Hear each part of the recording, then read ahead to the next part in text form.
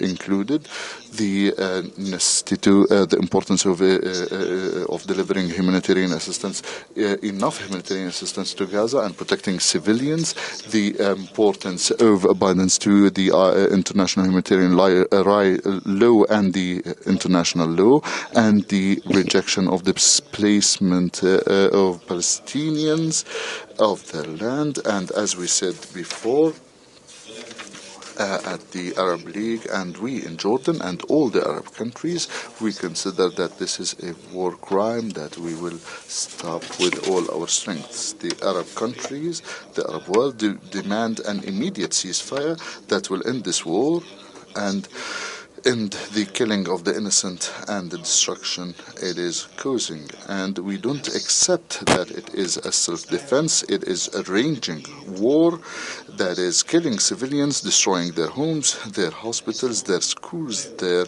mosques, and their churches. It cannot be justified under any pretext, and it will not bring Israel security. It will not bring the region peace. The killing must stop, and also Israel immune from committing war crimes must stop. And please allow me now to switch to English and speak English. All that has been done to bring about just peace to the region. With every missile unleashed on Gaza, with every killing of a Palestinian child, and Israel has killed in this war more children than all global conflicts did since 2019. The whole region is sinking in a sea of hatred that will define generations to come. That is already starting to manifest itself in expressions and acts of hatred in the region, and to be honest, in the deplorable acts and expressions of Islamophobia and anti-Semitism. And that's something that we all stand against unequivocally, on principle, and in accordance with our human values. This is not a religious war. It's not a war between Muslims and Jews. This is defined in its context, and all our values, Muslim, Christian, Jewish, all other human values dictate that we work for peace and we stand for madness, and we do not allow for the very dangerous dehumanization that we see. Rage cannot and should not be allowed to destroy the lives of millions of people. We understand there is pain. Nobody in their right mind will belittle the pain that was felt by Israel in 1947, and that's being felt by Palestinians. All of us. It doesn't matter who we are, Arab, Muslims, Christian, Jews, human being. That pain cannot be belittled, but again, we cannot allow rage to determine where we go forward. We condemn the killing of all civilians. We condemn the killing of Palestinian civilians. We condemn the killing of Israeli civilians on October 7th and before and after, regardless of nationality, as I said. We're extremely worried on this situation on the West Bank. Again, killing and violation of international law cannot continue there. Settlers should not be allowed to rampage Palestinian communities and kill innocents in the West Bank. Israeli soldiers who brought despicable humiliation to Palestinians after illegally detaining them should be held accountable. Palestinians and Israelis deserve to live in peace, with dignity, with security, and freedom from occupation and freedom from fear. Only a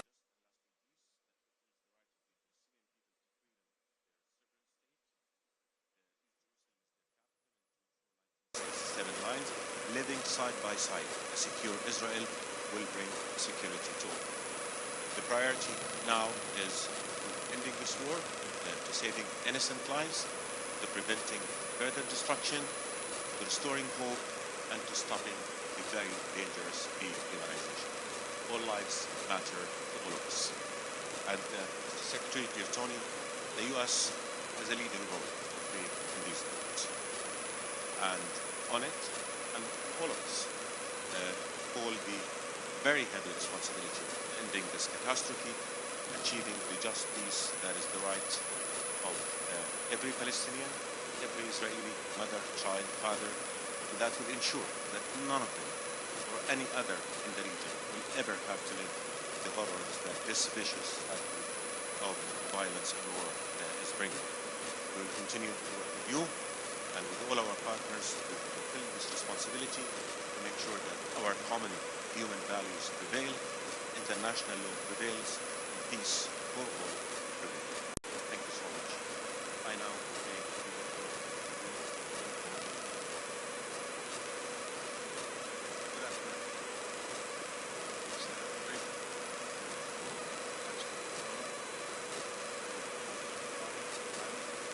This entire team for their help and the opportunity to run the country and also Prime Minister Antony, Prime Minister Zayed, and Secretary General of the State. We appreciate the effort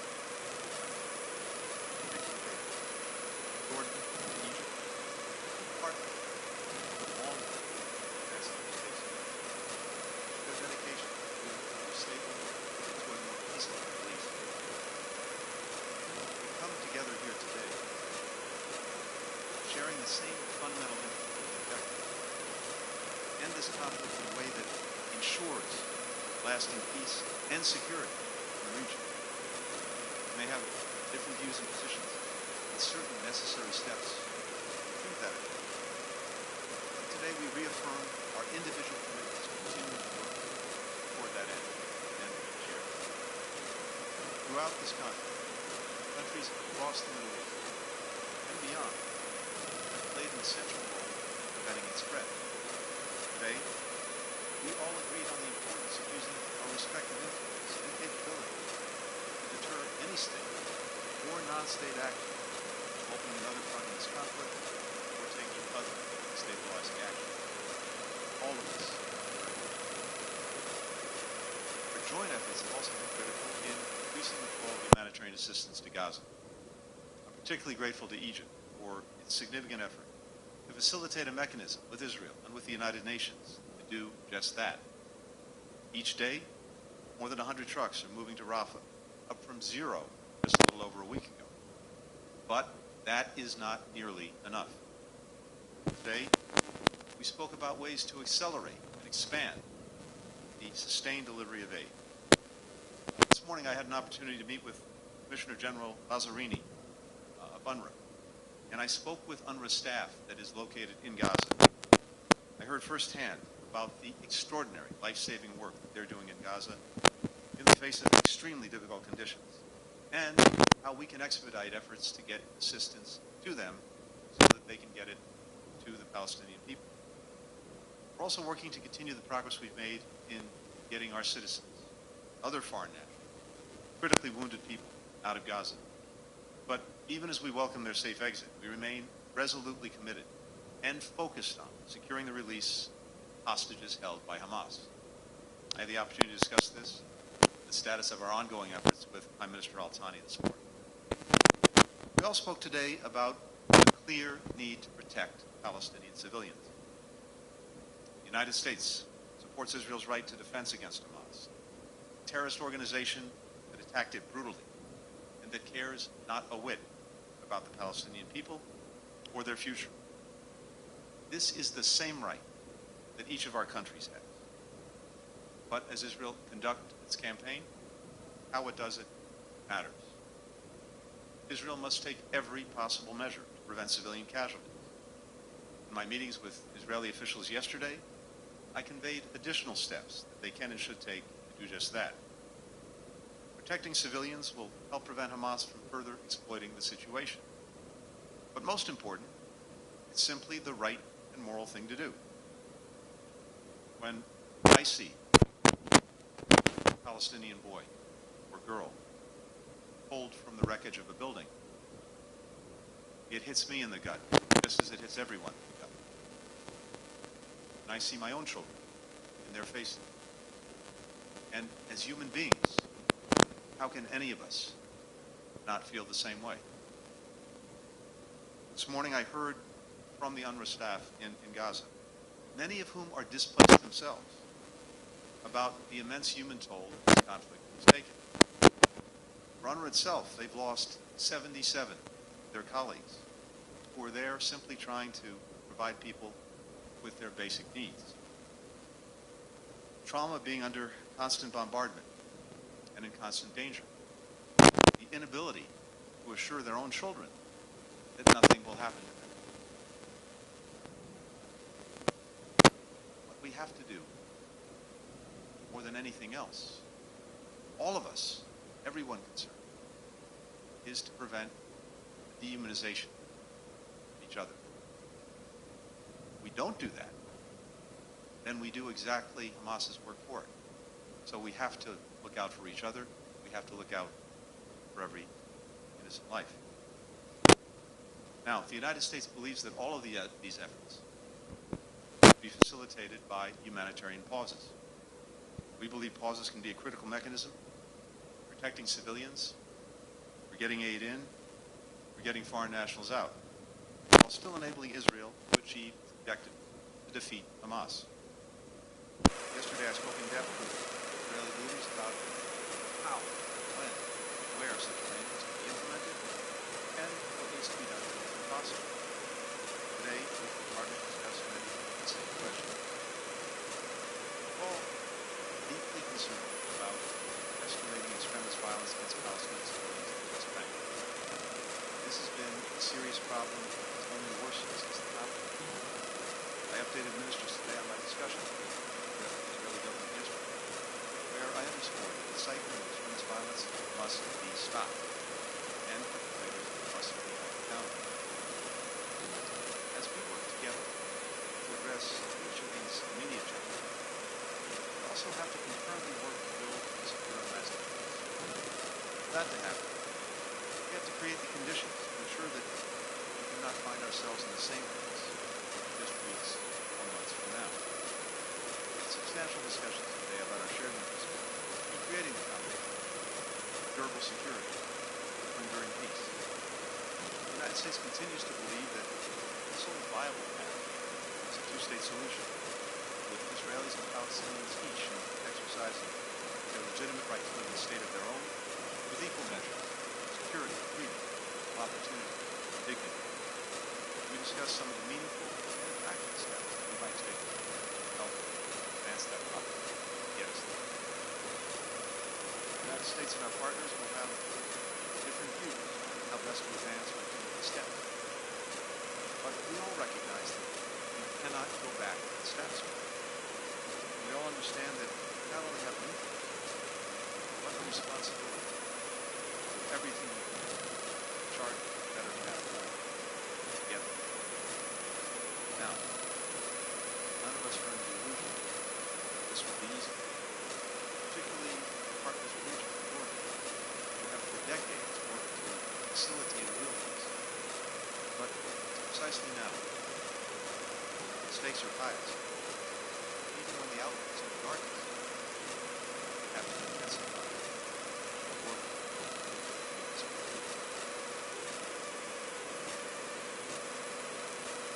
Thank you so much.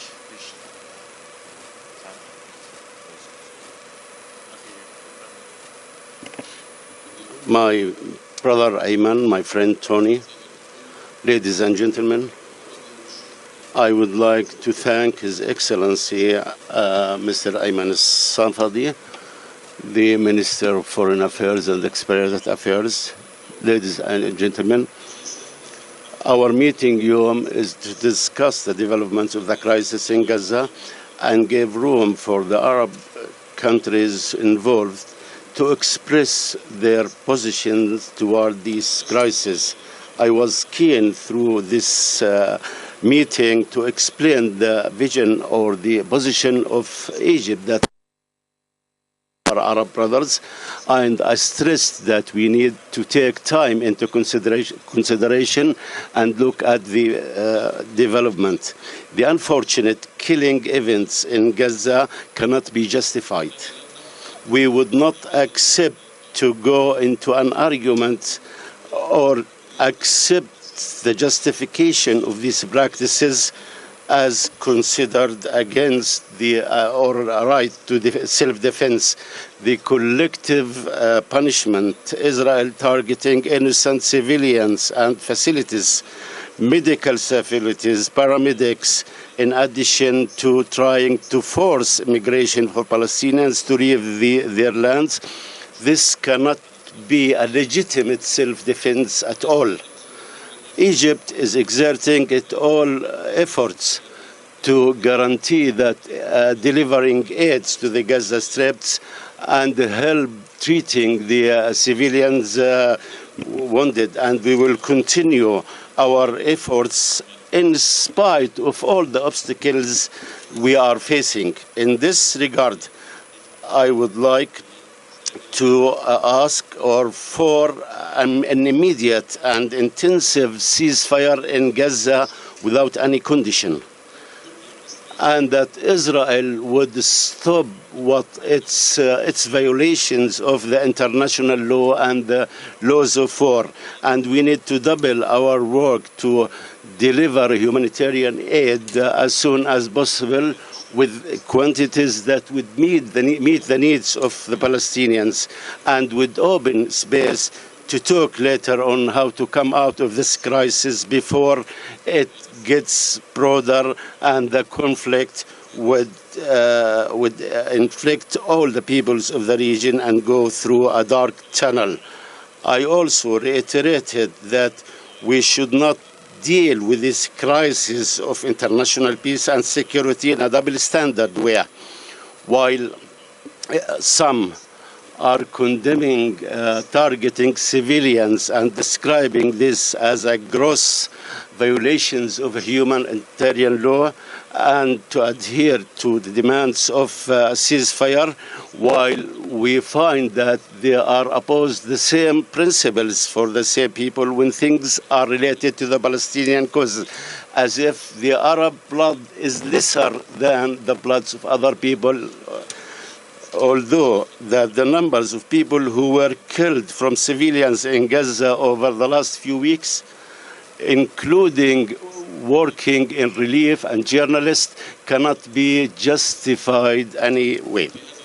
And in this regard, we are still asking for an immediate ceasefire, and that Israel would stop hindering the delivery of humanitarian aid. And we also demand an international investigation for these violations of the international law in this war.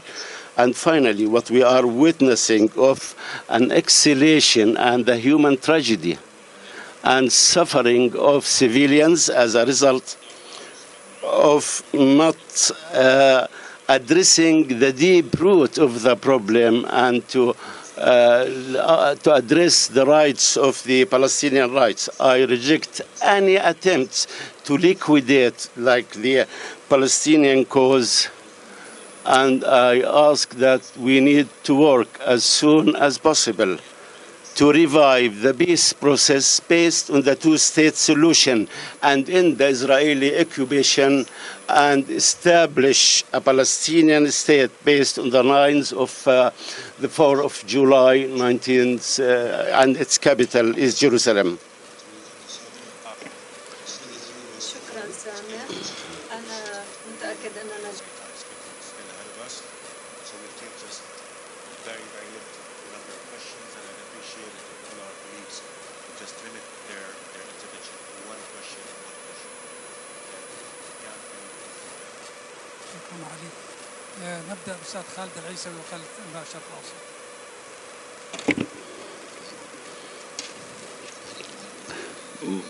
My question to Mr. Sameh Shoukry, perhaps today's meeting was at a very important time and attended by the ministries of foreign affairs of important countries that are very influenced in the Palestinian cause. Do you feel that the American administration is able to stop the aggressions against civilians in the Gaza Strip, or did the American side during this meeting has offered any roadmap or any map to resume the peace process or to push or end the current crisis? Thank you. Thank you very much. I think it's inappropriate for me to talk about the U.S. Position in the presence of the U.S. Secretary of State. I believe we had a very comprehensive and transparent conversation, and with countries that share the desire to work effectively to contain this crisis and to put down the foundations and solutions that would spare the region from these conflicts, that allows us also to talk about and deal with all issues using the same measures, and to protect civilians, and to ensure the flow of humanitarian assistance, and also to deal with the root causes of the crisis, which is the failure to implement decades later the agreement to establish a two-state solution, given that this would put an end to the conflict and end the enmity between the two parties, and would mitigate all the threats related to that. We always look forward to work closely with the U.S. We have a strategic relationship with the U.S., and we appreciate the capabilities available to the U.S. There was interest, and very clear interest, that we reached, and we will work in the future to translate these ideas and visions into a reality on the ground to contain this severe crisis and humanitarian crisis. All efforts should come together and to work positively and end this conflict, not just even end this crisis, but also the root causes of the conflict.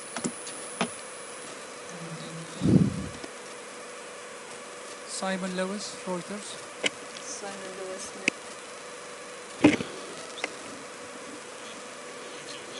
Question, but I appreciate an answer from all of you if possible. To the Egyptian and Jordanian ministers specifically, are you engaging in talks about the future of Gaza without Hamas, and what role you can play in that future? And Secretary Blinken, how do you respond to the calls from your allies here for a ceasefire? And are you hearing, are you finding receptive ears for your calls to talk about Gaza after? Thanks for the question. It's our view that the ceasefire now is to leave Hamas in place. It will regroup and repeat what it did on October 7th. You don't have to take my word for it. Just 2 days ago, senior Hamas officials said that it was their intent to do October 7th again and again and again. No nation, none of us, except no one will find it. So it is important to reaffirm Israel's right to defend itself, it's an obligation to do so, and take necessary steps so that October 7th can never happen again. But it's also very important to delay Israel. And that's what we talked with the Israeli government about, with taking every possible measure to protect human life, prevent civilian casualties, as well as to ensure that those who are in need have the assistance that they need. To that end, I think we all share a deep concern about the plight of civilians in Gaza and the most essential to get by. We work very hard to ensure that that assistance is responsible. But it's also one of the reasons why humanitarian law is so important. To make sure that we maximize the assistance we get possible.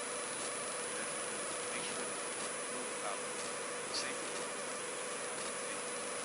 Get to places where they're safe.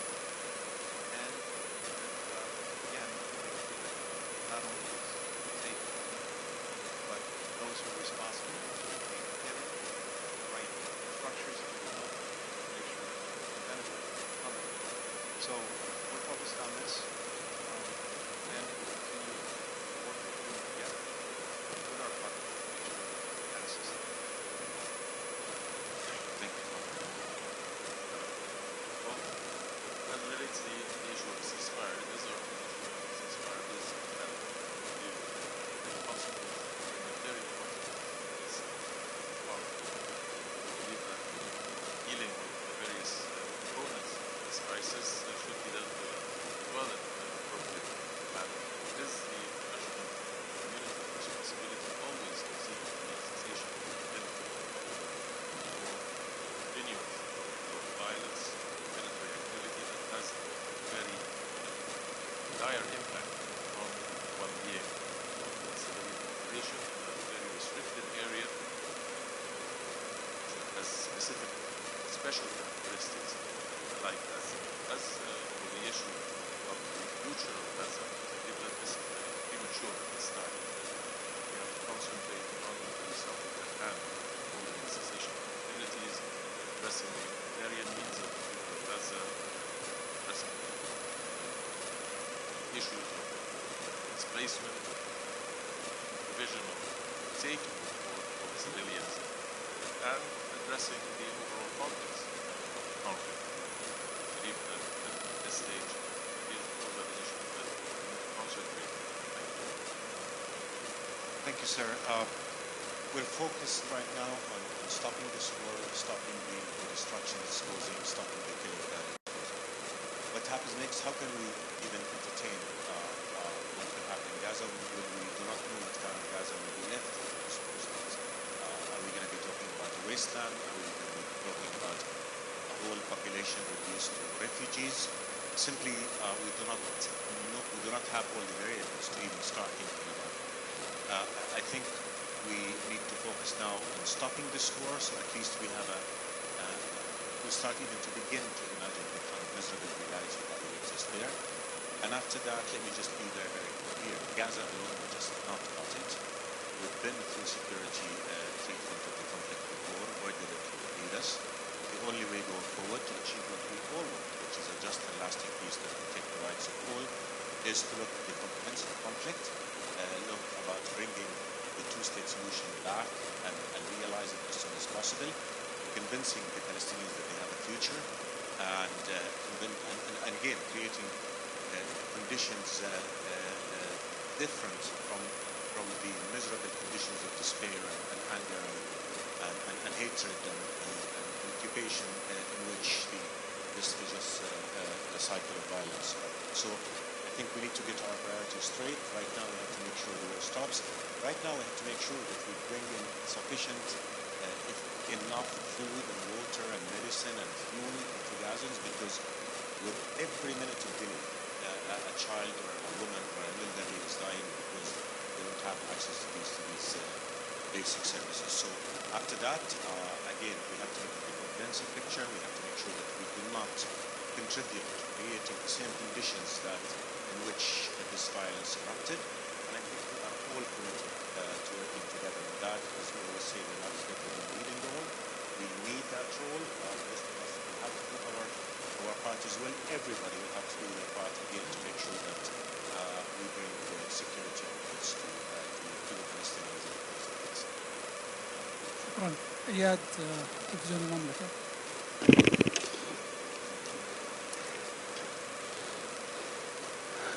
Al-Mamlaka TV. Your Excellency, Mr. Blinken, why doesn't Washington exert pressure on Tel Aviv to cease the war and stop it and allow for delivery of humanitarian aid after all what happened?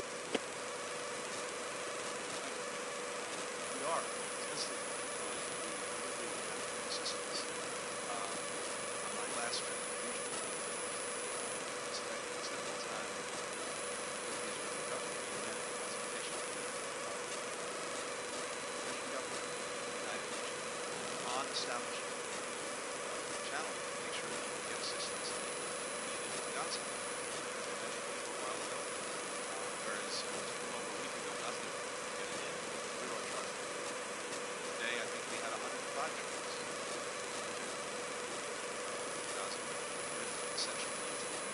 But as I also said, as we all agree, that is not nearly enough.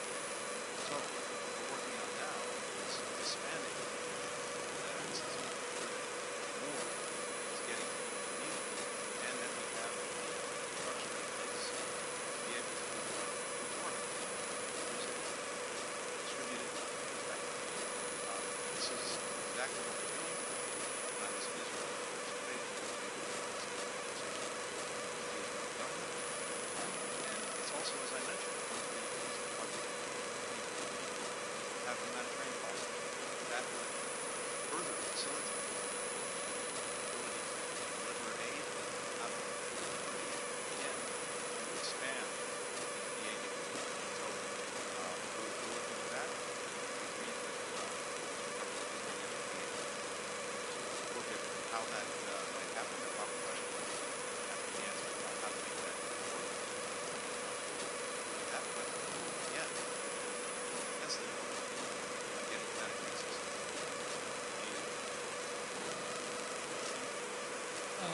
تامر الصمادي قناة الجزيرة. Tamr Smadi from Al Jazeera channel. Tamr Smadi, Al Jazeera. My question to Mr. Blinken. After around 1 month of the Israeli war on Gaza, what are the results that Israel has achieved except killing around 10,000 civilians, most of them children and women? What are the results that Israel has achieved? And what is the number of victims exactly of civilians that would make the United States to stop and think and look at this open massacre and to ask Israel decisively to stop this bloodshed in the Gaza Strip?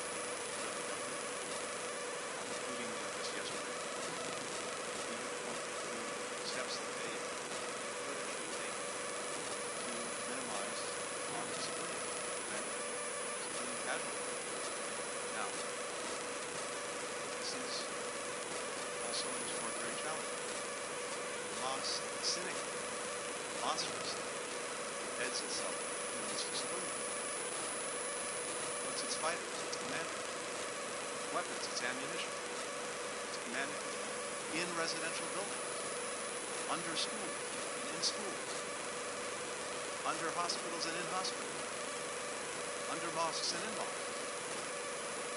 Monstrous. But, nonetheless, Israel has an obligation to abide by laws of war, humanitarian law, and to do everything possible to prevent civilian casualties. This is very much part of what we're saying to the Israeli government. What I said again yesterday. At the same time, providing humanitarian assistance to those in need, making sure that men, women, and children in Gaza are cared for. This is also the focus of our actions, including with the Israeli government.